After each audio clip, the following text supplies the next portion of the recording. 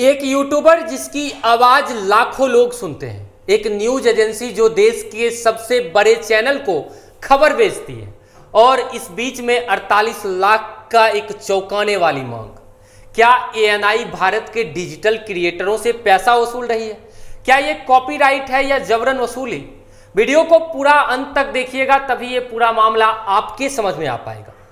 ये कहानी न सिर्फ एक यूट्यूबर की लड़ाई है, बल्कि ये भारत में डिजिटल स्वतंत्रता बनाम कॉपीराइट कंट्रोल की जंग भी है। 20 मई 2024 यूट्यूब पर एक वीडियो आता है जिसमें एक यूट्यूबर मोहक मंगल बताते हैं कि उन्हें एएनआई की तरफ से एक कॉपीराइट स्ट्राइक मिला है। यह उनकी तीसरी स्ट्राइक हो सकती है, यानी पूरा चैनल हमेशा के लिए खत्म। और जब उनकी टीम ने एएनआई से संपर्क किया तो एएनआई ने कथित तौर पर कहा कि 48 लाख दो, तब स्ट्राइक हटेगा। बस यहीं से मामला पूरा तुल पकड़ता है। मोहक मंगल ने एएनआई पर लगाया जबरन वसूली का आरोप। तो आखिरकार कौन सही है, मोहक मंगल या एएनआई? सबसे पहले समझते हैं कि क्या एएनआई ऐसा कर सकती है? क्या एएनआई कानूनी तौर पर ऐसा कर सकती है? तो इसका जवाब है हाँ, लेकिन क्यों? इसके लिए दो बातें समझनी होगी। पहला, एएनआई का बिजनेस मॉडल, और दूसरा भारत का कॉपीराइट कानून। पहली बात, एएनआई सिर्फ एक न्यूज चैनल नहीं, ये एक न्यूज वायर सर्विस है, जैसे रॉयटर्स या पीटीआई। एएनआई खबरें इकट्ठा करती है, वीडियोज, आर्टिकल्स, और उन्हें दूसरे मीडियाज हाउस को बेचता है। आपने देखा होगा कि एक ही एएनआई की न्यूज कई वेबसाइट पर छपी होती है, बस हेडलाइंस अलग अलग होता है, और ये कंटेंट सस्ता नहीं आता। द केन की 2018 की एक रिपोर्ट के मुताबिक एएनआई की मासिक सब्सक्रिप्शन 6 लाख रुपए तक हो सकती है, और डिजिटल राइट्स के लिए 50% एक्स्ट्रा देना होता है। तो जाहिर है, अगर कोई बिना पैसा दिए उनका फुटेज इस्तेमाल करेगा तो एएनआई इसे बिजनेस पर सीधा हमला मानेगी।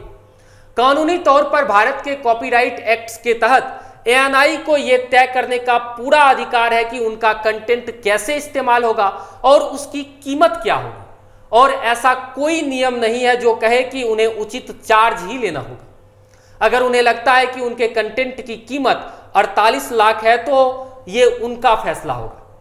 लेकिन फिर मोहक ने जिस फेयर यूज या उचित उपयोग की बात की, उसका क्या?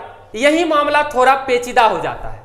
मोहक का तर्क है कि उन्होंने कुछ सेकंड की फुटेज एक बड़े एजुकेशन और सूचनात्मक वीडियोज के हिस्से के तौर पर इस्तेमाल किया, जो फेयर यूज के दायरे में आना चाहिए, और ये तर्क बेबुनियादी भी नहीं है।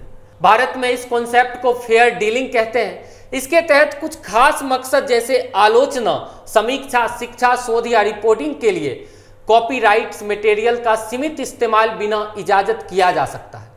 तो अगर कोई पत्रकार, टीचर या क्रिएटर किसी बड़ी बात को समझाने के लिए छोटे क्लिप का इस्तेमाल करे तो वो फेयर डीलिंग माना जाता है। लेकिन प्रॉब्लम यह है कि ये एक ग्रो एरिया है। कोई सख्त नियम कानून नहीं है जो बताए कि कितना इस्तेमाल फेयर है और कितना नहीं। अक्सर ये अदालतों पर छोड़ दिया जाता है कि वो केस टू केस बेसिक पर फैसला करें, और जब कानून साफ ना हो तो चीजें उलझ जाती हैं। और ये कोई पहला मामला नहीं है, इससे पहले ऐसे बहुत सारे मामले सामने आए हैं। एनडीटीवी बनाम आईसीसी का मामला आया था, जिस पिछले साल ही रवीश कुमार और दस्तक लाइव न्यूज जैसे कई यूट्यूबर्स को जी म्यूजिक कंपनी से पब्लिक डोमेन क्लिप्स पर कॉपीराइट स्ट्राइक मिली थी। वीडियो हटे थे और चैनल भी बंद हुआ था, और बहस फिर वहीं आकर रुक गई कि आखिरकार फेयर यूज है क्या। एक्सचेंज फॉर मीडिया के एक लेख में बहुत सही कहा गया है कि फेयर यूज पर विचार न करना और कॉपीराइट का बलपूर्वक उपयोग करना कानूनी साधनों का दुरुपयोग है। तो हाँ, भारत के कॉपीराइट ढांचे को शायद एक बड़े अपग्रेड की जरूरत है, खास करके अब जब डिजिटल कंटेंट इतनी तेजी से बढ़ रहा है और क्रिएटर इकोनॉमी के 2030 तक 10 लाख करोड़ तक पहुंचने की उम्मीद है। अब बड़ा सवाल आगे है कि क्या होगा। तो इसका जवाब है, हमें अब इंतजार करना होगा। मोहक का मामला कोर्ट में जाता है या नहीं, और अगर जाता है तो जज क्रिएटर्स के हक में फैसला सुनाते हैं या एएनआई के। और दिलचस्प बात यह है कि एएनआई का ओपन एआई के साथ भी एक कानूनी विवाद चल रहा है। आरोप है कि ओपन एआई ने बिना इजाजत एएनआई के कॉपीराइट कंटेंट का इस्तेमाल करके अपने एआई मॉडल को ट्रेनिंग करने का काम किया। यह मामला थोड़ा अलग है, लेकिन यह भी डिजिटल युग में कॉपीराइट की नई कानूनी व्याख्याओं का रास्ता खोल सकता है। इस बीच हमारी क्या राय है, या यूं कह सकते हैं कि बीच का रास्ता क्या हो सकता है। शायद एएनआई अपनी मांग या जुर्माने को लेकर ज्यादा पारदर्शी हो सकता है, फीस तय करने का एक स्ट्रक्चर हो। दूसरी तरफ क्रिएटर्स भी कॉपीराइट होल्डर्स के साथ अपने रिवेन्यू का एक हिस्सा शेयर करने पर विचार कर सकते हैं। शायद इस आधार पर उन्हें कितना ओरिजिनल फुटेज इस्तेमाल किया है, छोटे इस्तेमाल के लिए कम फीस, ज्यादा इस्तेमाल के लिए ज्यादा फीस। और हाँ, शायद अब क्रिएटर्स को भी कॉपीराइट मटेरियल का दोबारा इस्तेमाल करने से पहले 100 बार सोचने की जरूरत है, और यह उम्मीद छोड़नी होगी कि सब कुछ मुफ्त में ही मिल जाएगा, क्योंकि जब तक कानून समय के साथ नहीं बदलता तब तक हर कोई अपने हिसाब से ही चलेगा। आपका क्या मानना है?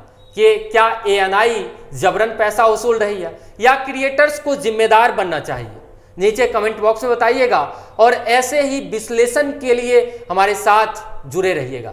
फिलहाल इस वीडियो में इतना ही। हमारे साथ बने रहने के लिए आप लोगों का बहुत बहुत धन्यवाद।